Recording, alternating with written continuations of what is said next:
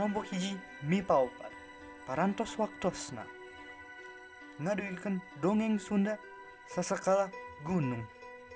Astagfirullahaladzim, gunung naon?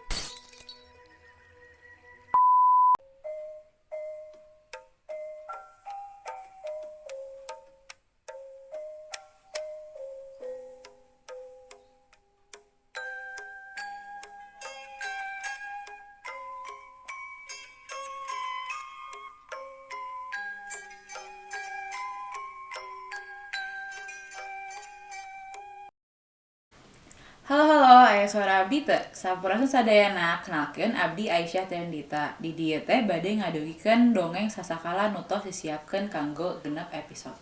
Aya 3 dongeng nu bakal dicaritakeun nyaeta Sasakala Gunung Tampomas, Sasakala Gunung Tangkuban Perahu, jeung Sasakala Gunung Kendang. Abdi teh teu nyalira nyampekeun ieu dongeng. Aya babaturan abdi nu tiap episodena bakal ngadugikeun dongeng. Urang perkenalan heula nya. Aya Dawi, Fasya, Mega, Mutria sareng Rivo. Nah, jadi teh saacana podcast ieu mangrupa tugas basa Sunda nu kudu dipidamel ku kelompok tiap kelas. Masing-masing kelompok aya 6 orang. Nya kitu intina mah.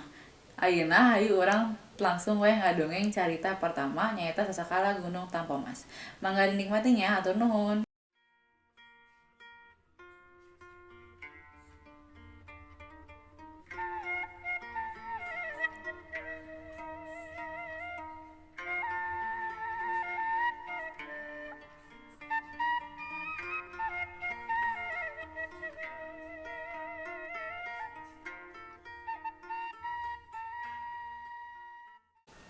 Kacaritakeun gunung gede anu aya di Sumedang ngaluarkeun sora pohara pika kaeungeunana sorana ngaguruh.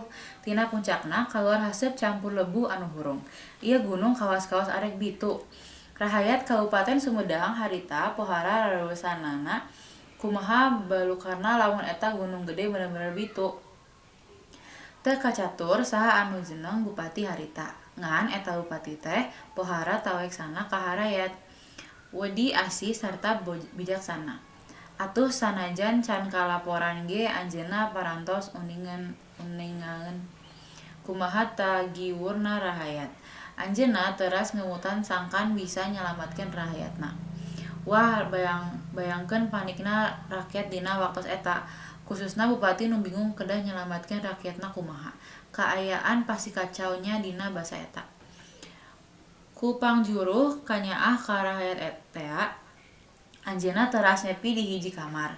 Seja Mujasmedin neda pituduh ti para dewa, susuganan ku jalan kitu. Anjeunna tiasa mangadap ke Yang Tunggal. Dipasihan pitu pikeun nyalametkeun rahayatna. Ku cengeng-cengengna nu mangadep alhamdulillah maksad Kanjeng Bupati tina kanan. Dina hiji wengi Kanjeng Bupati ngimpeun kasumpingan hiji aki-aki. Eta aki-aki anu nganggo anggoan sing sarua bodas teh pok sasawuran anca pisan. Putu eyang anu kasep, eyang geus terang kumaha kabingung hidep. Eyang hayang mantuan sangkang rahayat hidep bisa leupas tina kahariwangna.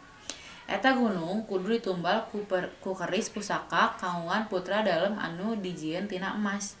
Pumah hidep ulah dek ngoretkeun tah sakitu bae ti eyang. Sabada sasawuran kitu eta aki-aki teh leus bade leungit tina impenan Kanjeng Bupati. Satampina eta ilapat enggal bae Kanjeng Bupati kaluar ti kamar sarta teras nyandak keris pusaka. Untung pisan aya eyang nu ngabantu masihan saran, tapi hasil teu nya saran tiang teh. Nah, tos wae nya episode ayeuna mah sakitu heula weh. Kumaha karepot teu ngeunaan carita engke di episode 2. Kanjeng Bupati teh rek naon sih make kaluar ti kamar teras nyandak keris pusaka. Tong hilapnya ditonton episode video salanjeungna. Tong hilap oge di like videona sangkan ngadukung kelompok ieu kanggo nilai podcastna.